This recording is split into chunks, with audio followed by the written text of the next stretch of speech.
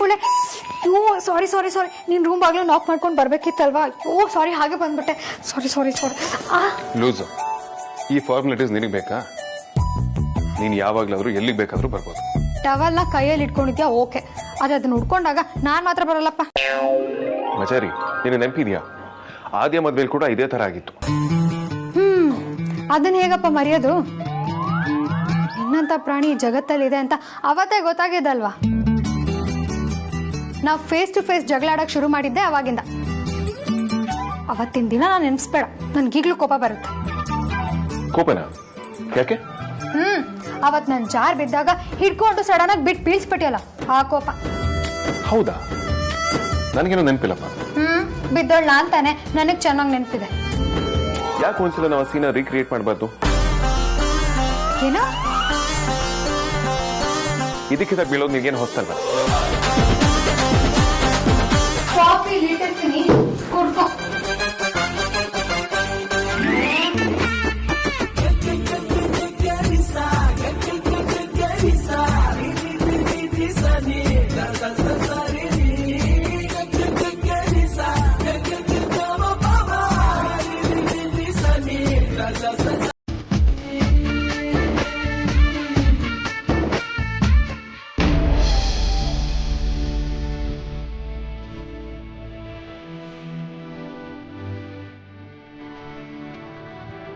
ಮತ್ತೆ ಎಲ್ಲನೂ ಮೊದಲಿನ ಥರ ಆಗುತ್ತೆ ಅಂತ ನಾನು ಅಂದ್ಕೊಂಡೇ ಇರಲಿಲ್ಲ. ಈಗ ನೆಮ್ಮದಿ ಆಗ್ತಿದೆ ನನಗೆ. ದೇವ್ರು ದೊಡ್ಡವನು. ಅಂತೆ ದೇವ್ರ ಬಗ್ಗೆ ಗೊತ್ತಿಲ್ಲ, ಆದರೆ ಮನುಷ್ಯರು ತುಂಬ ಚಿಕ್ಕವರು ಅಂತ ನನಗೆ ಅರ್ಥ ಆಗಿದೆ. ಯಾಕೆ ಹೀಗೆ ಹೇಳ್ತಿದ್ದೀರಾ? ಏನಿಲ್ಲ, 2ನೇ ಸಲ ಯಮಲೋಕದ ಎಂಟ್ರೆನ್ಸ್ಗೆ ಹೋಗಿದ್ದು ಜ್ಞಾನೋದಯ ಅಷ್ಟೇ. ವಿಕ್ಕಿ,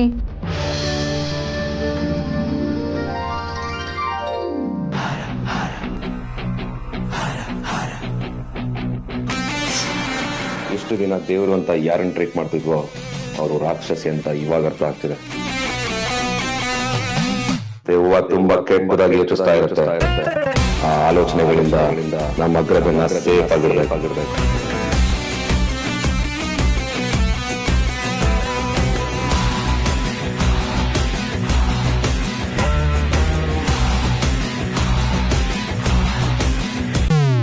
ಅಂದ್ರೆ ಈಗ ನನ್ನ ಮತ್ತೆ ಕೆಳಗೆ ಬಿಟ್ಬಿಡ್ತೀಯ?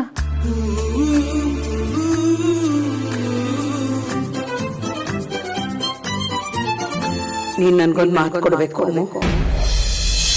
ಏನಮ್ಮ? ನೀನು ಯಾವತ್ತು ಶ್ರೀಮಂತರ ಮನೆ ಹುಡುಗರನ್ನ ಪ್ರೀತಿಸೋದಾಗ್ಲಿ ಮದುವೆ ಆಗೋದಾಗ್ಲಿ ಮಾಡ್ಕೊಡ್ತು.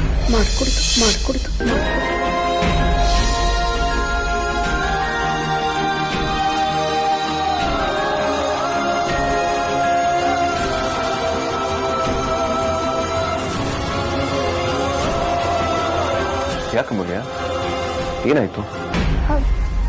ಏನಿಲ್ಲ, ಅಜ್ಜಿ ಕೊಟ್ಟು ಕಳ್ಸಿದ ಕಾಫಿ ತಣ್ಣಗಾಗತ್ತೆ ಅನ್ನೋದು ನೆನಪಾಯ್ತು. ಅದನ್ನ ಯಾಕೆ ಈಗ ನೆನಪು ಮಾಡ್ಕೋತಿದ್ಯಾ? ನಂಗೆ ಗೊತ್ತಿಲ್ಲ, ನಾನು ಹೊರಡ್ಬೇಕು. ಎಲ್ಲಿಗೆ ಹೋಗ್ತಿದ್ಯಾ? ಮನೆಗೆ. ಸರಿ, ಊಟ ಮಾಡು, ಆಮೇಲೆ ಹೋಗುವಂತ. ನಾನೇ ಡ್ರಾಪ್ ಮಾಡ್ತೀನಿ. ಸರಿ, ನಾನು ಕೆಳಗಿರ್ತೀನಿ.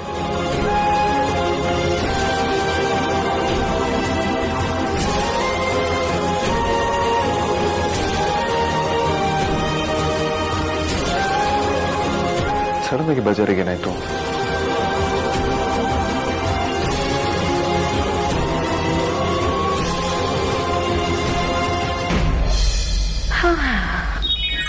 ಮೆಲ್ಲಿಗೆ ಪ್ರೆಗ್ನೆಂಟ್ ಕಣೆ ನೀನು. ಒಳ್ಳೆ PT ಉಷಾ ಮಾಡ್ದಂಗೆ ಮಾಡ್ತಿಯಲ್ಲ. ಆದ್ರೂ ಎಷ್ಟು ವಿಚಿತ್ರ ಅಲ್ವಾ ಸಾರ್ಥ? 2 ದಿನದ ಹಿಂದೆ ನಾವೆಲ್ಲ ಎಷ್ಟು ಟೆನ್ಷನಲ್ಲಿದ್ವಿ. ನಾಳೆ ಏನಾಗುತ್ತೆ, ಅಣ್ಣ ಹೇಗೆ ಹುಷಾರಾಗ್ತಾನೆ, ತಲೆಯಲ್ಲಿ 100 ಯೋಚನೆ ಕಾಡ್ತಾ ಇತ್ತು. ಆದ್ರೆ ಇವತ್ತು ಎಷ್ಟು ರಿಲ್ಯಾಕ್ಸ್ ಫೀಲ್ ಆಗ್ತಾ ಇದೆ ಅಲ್ವಾ? ಹ್ಞೂ ಆದ್ಯಾ. ಅಣ್ಣ ಇಷ್ಟು ಬೇಗ ರಿಕವರ್ ಆಗ್ತಾನೆ ಅಂತ ಅನ್ಕೊಂಡೇ ಇರಲಿಲ್ಲ. ಧ್ರುವ ಹೇಳೋ ಹಾಗೆ ವಿಕೇಣ ಒಂಥರ ಫೈಟರ್. ಸಾರ್ಥಕ್, ಏನ್ ಅವಾಗಿಂದ ಕೋಲೆ ಬಸ ಒಂಥರ ಹ್ಞೂ ಅಂತಿದ್ದೀರಾ? ಏನಾಗಿದೆ? ಚಿಚೆ, ನನಗೇನಾಗಿಲ್ಲ, ಆದ್ರೆ ನಿನಗೆ ಏನೋ ಆಗಿರ್ಬೇಕು. ಇದ್ಯಾಕೋ? ರಾಜ್ಯ ಇವತ್ತು ನೀನು ಬೇರೆ ಥರನೇ ಕಾಣ್ತಾ ಇದೆಯಾ. ಎಂತ ಬೇರೆ ಥರ ಅಂದರೆ? ಬೇರೆ ಥರ ಅಂದರೆ ಬೇರೆ ಥರ. ಸಾರ್ಥಕ್, ಡಿಸ್ಟೆನ್ಸ್ ಮೇಂಟೈನ್ ಮಾಡಿ. ಇನ್ನು 4 to 5 months ಬೇರೆ ಥರ ಎಲ್ಲ ನೋಡಕ್ಕೆ ಹೋಗ್ಬೇಡಿ. ಅಂಡ್ ಒಳಗಿರೋ ನಿಮ್ಮ ಮಗ ಅಪ್ಪ ಸರಿಯಿಲ್ಲ ಅಂತ ಅನ್ಕೋಬಾರ್ದು. ಹಲೋ ಜೂನಿಯರ್ ರಾಜ್ಯ, ಬೇಗ ಭೂಮಿ ಬಂದ್ಬಿಡಮ್ಮ. ನೀನು ಬರೋವರೆಗೂ ನಿಮ್ಮಮ್ಮ ನನಗೆ ಪಕ್ಕದ ಮನೆ ಆಂಟಿ ಥರನೇ ಕಾಣಿಸ್ತಿರ್ತಾರೆ.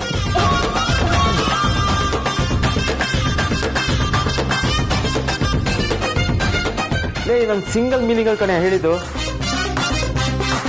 ಕಂದ, ನೀನು ಒಳಗಡೆ ಆರಾಮಾಗಿದೆಯಾ ತಾನೆ? ಆಚೆಗಡೆ ಸಿಕ್ಕಾಪಟ್ಟೆ ಡೇಂಜರ್ ಇದೆ. ನಿನ್ನನ್ನು ಹೊತ್ತಿರೋ ನಿಮ್ಮಮ್ಮ ಆಚೆಯಿಂದ ಹೇಗೆ ಅಂತ ನೀನು ನೋಡಿಲ್ಲ. ಅವಳಿಗೆ ಎದುರುಗಡೆ ಇರೋರ ಬಗ್ಗೆ ಕೇರೇ ಇಲ್ಲ. ಬರೀ ಒಳಗಿರೋರ ಬಗ್ಗೆ ಮಾತ್ರ ಕೇರ್. ಕಳಿಸ್ಕೊಂತೆ ತಾನೆ? ಅದನ್ನು ಬಾಯ್ಬಿಟ್ಟು ಬೇರೆ ಹೇಳ್ಬೇಕಾ? ಪ್ಲೀಸ್. ರೆಸ್ಪೆಕ್ಟ್ ಸ್ವಲ್ಪ ಜಾಸ್ತಿನೇ ಆಯಿತು.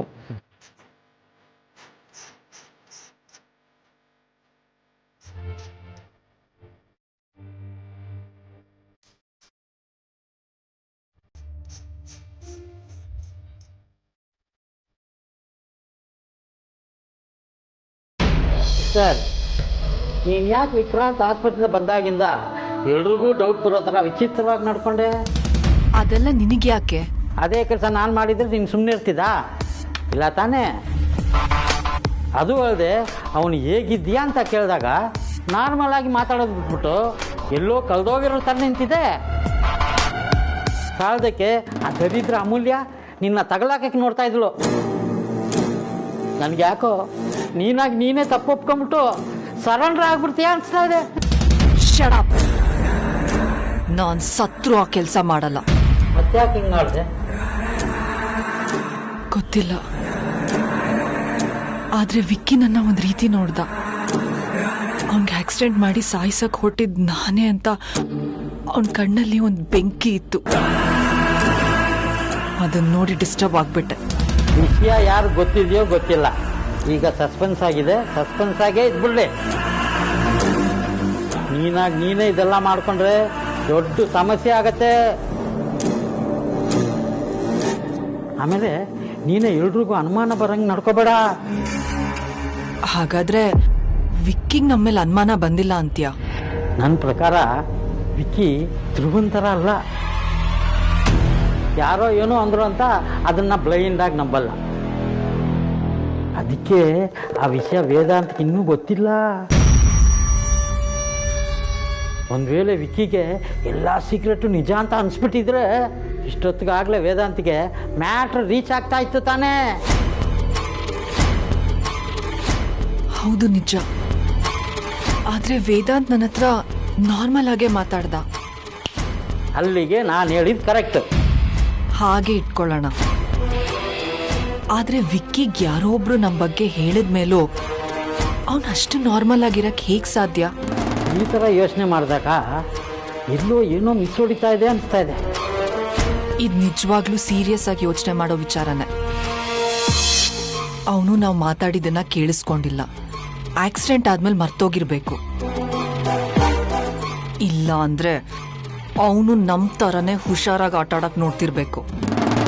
ಅಯ್ಯೋ ಸಿಸ್ಟರ್, ಅವನು ಹುಷಾರಾಗ್ಬಿಟ್ರೆ ನಮ್ಗೆ ಜೈಲಿನ ಮುದ್ದೆನೇ ಗತಿ. ಶಡಪ್. ಪದೇ ಪದೇ ಜೈಲು ಮುದ್ದೆ ಅಂತ ಅಂತಿರ್ಬೇಡ. It's so irritating. ನೋಡು, ನಾನು ಸತ್ತು ಸ್ಮಶಾನಕ್ಕೆ ಹೋಗ್ತೀನಿ ಹೊರತು ಯಾವತ್ತು ನಾನ್ ಮಾಡಿರೋ ಕೆಲಸಗಳಿಗೆ ಜೈಲ್ಗೆ ಹೋಗಲ್ಲ. ವೇದಾಂತ್ ಅಪ್ಪ ಅಮ್ಮನ್ನ ಏನ್ ಮಾಡಿದೀನಿ ಅಂತ ಆಚೆ ಕಡೆ ಪ್ರಪಂಚಕ್ಕೆ ಗೊತ್ತಾಗದೇ ಇರೋ ತರ ಕಾಪಾಡ್ಕೊಂಡ್ ಬಂದಿದ್ದೀನಿ. ಅಷ್ಟು ಸುಲಭಕ್ಕೆ ನಾನ್ ಜೈಲ್ಗೆ ಹೋಗ್ತೀನ?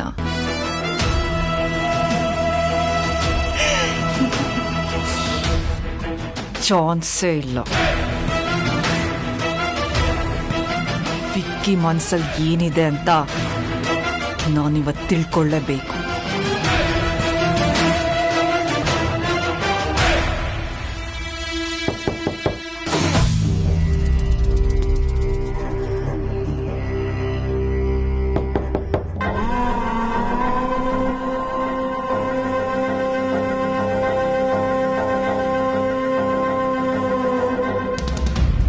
ಹೇಳಾರ್ತಿ.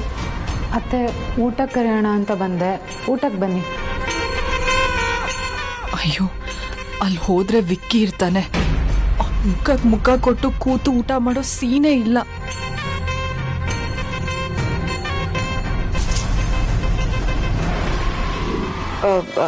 ನನಗೆ ಹಸಿವಿಲ್ಲ, ನೀವು ಊಟ ಮಾಡಿ ಆರ್ತಿ.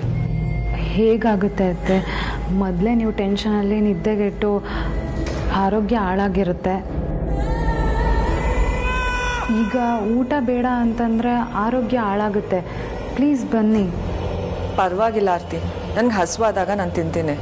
ಹಾಗೆಲ್ಲ ಲೇಟ್ ಮಾಡಿದ್ರೆ ಗ್ಯಾಸ್ಟ್ರಿಕ್ ಆಗುತ್ತೆ ಅತ್ತೆ. ಎಲ್ಲರೂ ಕಾಯ್ತಾ ಇದ್ದಾರೆ, ಬನ್ನಿ. ಸರಿ ನಡಿ.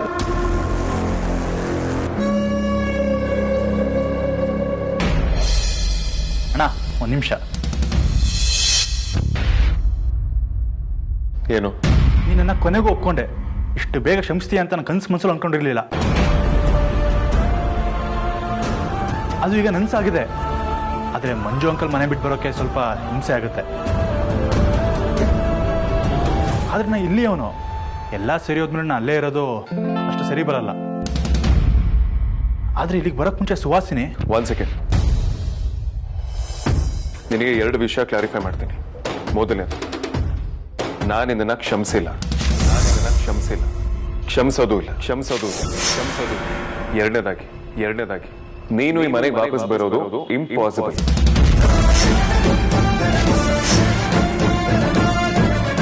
ಕನ್ಸಲ್ಲೋ ಅಂತ ಆಸೆಗಳನ್ನ ಇಟ್ಕೊಳ್ಬೇಡ. ಈ ಮನೆ ನಿನ್ನ ಪಾಲಿಗೆ ಶಾಶ್ವತವಾಗಿ ಮುಚ್ಚೋಗಿದೆ. ಬೇರೆ ಏನಾದರೂ ಡೌಟ್ಸ್ಗಳಿದೆಯಾ? ಅಂಡ್ ಒನ್ ಮೋರ್ ಥಿಂಗ್, ಹಾಸ್ಪಿಟಲ್ನಲ್ಲಿ ನಾನು ನಿನ್ನ ಜೊತೆ ನಾರ್ಮಲ್ ಆಗಿ ಬಿಹೇವ್ ಮಾಡಿದ್ದು ವಿಕ್ರಾಂತ್ಗೋಸ್ಕರ. ವಿಕ್ರಾಂತ್ ನಿನ್ನ ತುಂಬಾ ಹಚ್ಕೊಂಡಿದ್ದಾನೆ.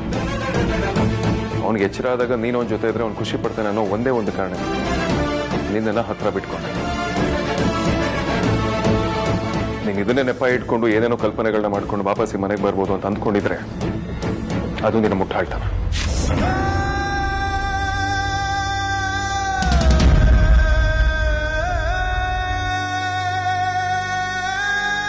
ಇನ್ನೊಂದು ಸಲ ನೀನು ನನ್ನನ್ನು ಅಣ್ಣ ಅಂತ ಕರಿಬೇಡ.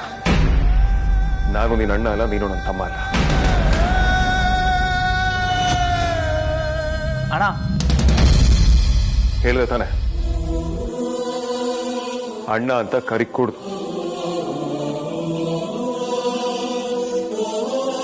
ಅಣ್ಣ ಅನ್ನೋಕ್ಕೂ ನನ್ನ ಹೆಸರು ಉಪಯೋಗ ಆಗಲ್ಲ ಅಂದಮೇಲೆ ಅದು ನಿಂತೋಗುತ್ತಣ್ಣ.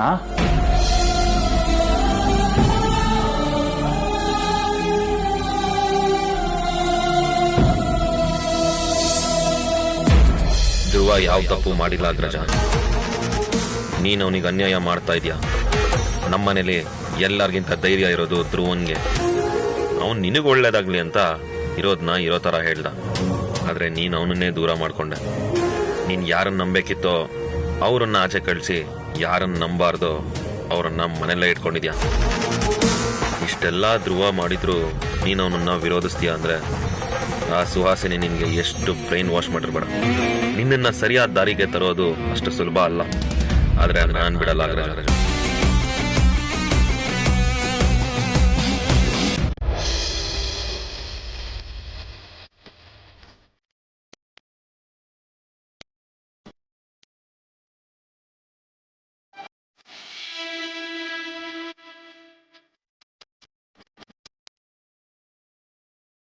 ಅಮ್ಮು, ಅದೇನ್ ಬೇಕು ಹಾಕೊಂಡು ತಿಂದೆ? ಆಗಿಂದ ಏನ್ ತಿಂದೆ ಅಂತ ಹುಡುಕಾಡ್ತಿದ್ಯಾ?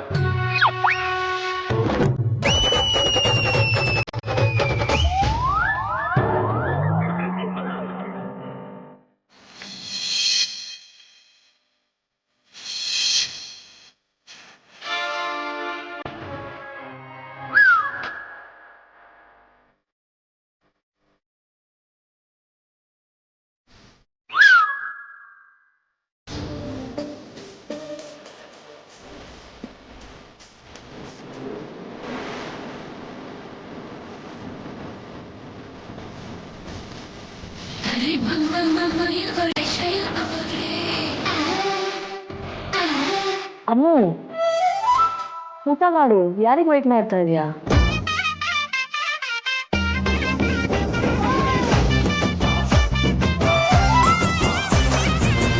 ನೀನೇ ನಿಮ್ಮ ಮನೆಗೆ ಹೊಸ್ದಾಗಿ ಬರ್ತಿದ್ದೀನಿ, ಸಂಕೋಚ ಯಾಕೆ? ನಿನಗೆ ಏನ್ ಬೇಕೋ ಅದನ್ನ ಬಾರಿಸು. ವಿಕ್ಕಿ ಹುಷಾರಾಗಿ ಬಂದಿದ್ದಾನೆ, ಅದಕ್ಕಿಂತ ದೊಡ್ಡ ಖುಷಿ ಬೇಕಾ?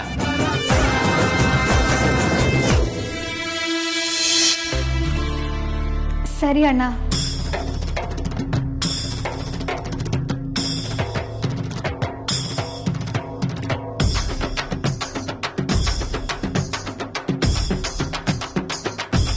ಏನಾಯ್ತೆ ಅಮ್ಮು ನಿನ್ಗೆ?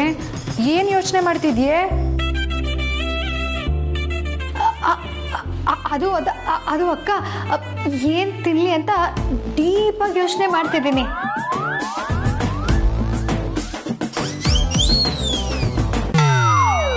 ಕೇಕ್ ತಿನ್ಲಾ, ರೈಸ್ ತಿನ್ಲಾ? ಒಂದೊಂದ್ಸಲ ವಿಚಿತ್ರವಾಗಿ ಆಡ್ತೀಯ ಕಣೆ ನೀನು.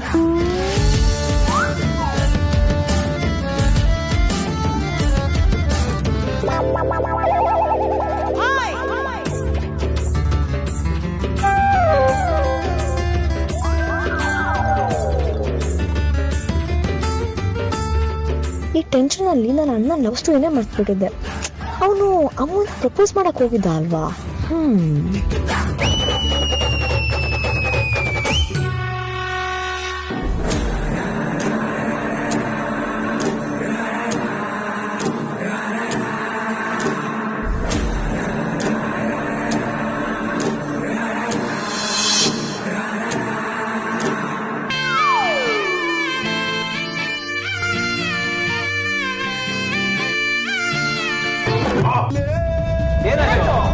ಅದು ಟೇಬಲಿಗೆ ಕಾಲ್ ಹಾಕ್ತು. ಸರಿ ಸರಿ.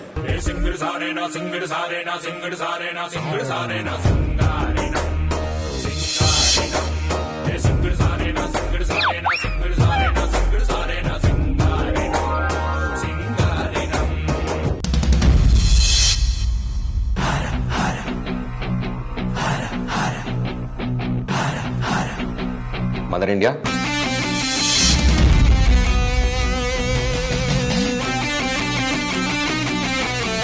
ನಿಮ್ ಕೈತು ತಿನ್ಬೇಕು ಅನ್ಸ್ತಿದೆ, ತಿನ್ಸ್ತೀರಾ?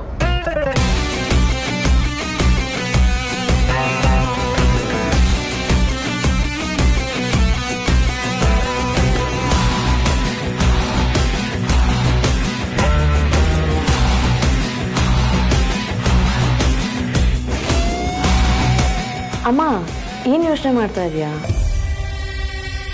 ಅವನಷ್ಟು ಆಸಂದ ಕೇಳ್ತಾ ಇದ್ದಾನೆ, ತಿನ್ಸು. ನನಗೂ ತಿನ್ನಿಸ್ಬೇಕು ಅಂತ ಆಸೆನೆ. ವಿಕ್ಕಿ ಯಾವತ್ತೂ ಹೀಗೆ ಕೇಳಿರ್ಲಿಲ್ವಲ್ಲ, ಅದಕ್ಕೆ. ತಗೋ ವಿಕ್ಕಿ. ನೀನೇ ನಾಟಕ ಆಡ್ತೀಯ ಅಂದ್ರೆ ನಾನು ಆಡಲ್ವಾ?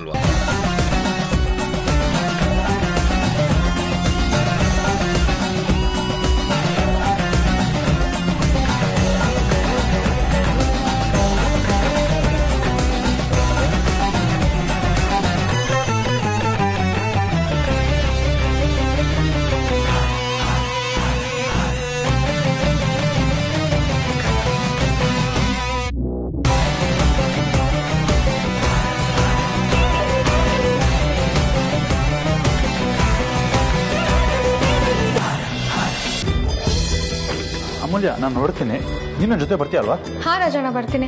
ವೇದಾಂತ ಹೇಳಿ ಬರ್ತೀನಿ. ವಿಕ್ರಾಂತ್ ಇಷ್ಟು ಬೇಗ ರಿಕವರ್ ಆಗಿದ್ದು ನಂಗೆ ತುಂಬಾನೇ ಖುಷಿ ಆಗ್ತದೆ. ಇನ್ನು ಮುಂದೆ ಅವ್ನಿಗೆ ಯಾವ ತೊಂದರೆನೂ ಬರ್ದೇ ಇರೋ ರೀತಿ ನಾನು ನೋಡ್ಕೋತೀನಿ. ಭಾವ ತುಂಬ ಸ್ಟ್ರಾಂಗು ವೇದಾಂತ್. ಅವ್ರನ್ನ ನಾವು ಮೋಟಿವೇಟ್ ಮಾಡಿದಷ್ಟು ಅವ್ರು ಪಿಕಪ್ ಆಗ್ತಾರೆ. ಅವ್ರಿಗೇನೂ ಆಗಿಲ್ಲ ಅಂತ ನಾವು ಹೇಳ್ತಿರ್ಬೇಕು. Yes Amulya, I will. ಸರಿ, ನಾನು ರಾಜಣ್ಣನ ಜೊತೆ ಹೊರಡ್ತೀನಿ. ನಾನೀಗ ಆಫೀಸಿಗೆ ಹೋಗ್ತಾ ಇದ್ದೀನಿ. ವಿಕ್ರಾಂತಿಗೆ ಹೀಗೆಲ್ಲ ಆದ್ಮೇಲೆ ನಾನು ವರ್ಕ್ ಮೇಲೆ ಕಾನ್ಸಂಟ್ರೇಟ್ ಮಾಡೋದಕ್ಕೆ ಆಗಿಲ್ಲ. ನೀನು ನನ್ನ ಜೊತೆ ಬರೋದಕ್ಕಾಗತ್ತಾ? ನಿನಗೂ ಸ್ವಲ್ಪ ಕೆಲಸ ಹೇಳೋದಿದೆ. ಅದನ್ನ ನಾಳೆ ಬಂದಾಗ ಹೇಳ್ಬೋದಾ? ನಾನೀಗ ರಾಜಣ್ಣನ ಜೊತೆ ಹೋಗ್ಬಿಡ್ತೀನಿ. ಹೇಗಿದ್ರು ಅವ್ರ ಮನೆಗೆ ಹೋಗ್ತಿದಾರಲ್ವಾ? ನೀನು ಮನೆ ಡ್ರಾಪ್ ಮಾಡೋದ್ರ ಬಗ್ಗೆ ನೀನು ಯಾಕೆ ಯೋಚನೆ ಮಾಡ್ತಿದ್ಯಾ? ನಾನಿಲ್ವಾ? ನಾನು ಡ್ರಾಪ್ ಮಾಡ್ತೀನಿ. ರೆಡಿ ರಾಜಣ್ಣ, ನೀವು ಹೊರಡಿ, ನಾನು ವೇದಾಂತ್ ಜೊತೆ ಬರ್ತೀನಿ. ಸರಿ.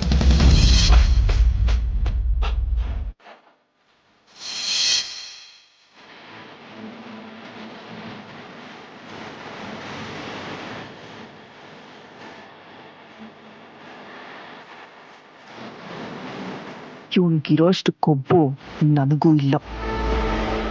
ಸರಿ ಹೊರಡ ಬಾ. ವೇದಾಂತ್, ಯಾವ ಕಡೆ ಹೊರಟೆ? ಅಮೂಲ್ಯನ ಮನೆ ಡ್ರಾಪ್ ಮಾಡಿ ಬರ್ತೀನಿ. ಆಂಟಿ ಬರ್ತೀನಿ. ವಿಕ್ರಾಂತ್ ಬಾಬಾನ ಚೆನ್ನಾಗಿ ನೋಡ್ಕೊಳ್ಳಿ. ಹುಡುಗಿರು ಅಂದ್ರೆ 3 ಮೈಲಿ ದೂರ ಓಡ್ತಾ ಇದ್ದೆ. ನನ್ನ ಆದ್ಯನ ಬಿಟ್ಟು ನಿನ್ ಕಾರ್ನ ಕೂಡ ಯಾರು ಟಚ್ ಮಾಡ್ತಾ ಇರ್ಲಿಲ್ಲ. ಅಂಥದ್ರಲ್ಲಿ ಈ ಬಿಕಾರಿ ನಿನ್ನ ಇಷ್ಟು ಮಟ್ಟಕ್ಕೆ ಚೇಂಜ್ ಮಾಡ್ಬಿಟ್ಟಿದ್ದಾಳ. ನೀನ್ ಸುಮ್ಮನೆ ಇರಬಾರ್ದು. ಅವಳ ಚಾಪ್ಟರ್ನ ಮುಗಿಸ್ಲೇಬೇಕು. ಅದಕ್ಕಿಂತ ಮುಂಚೆ ಆ ವಿಕ್ಕಿಗೆ ಒಂದು ಗದಿ ಕಾಣಿಸ್ಬೇಕು.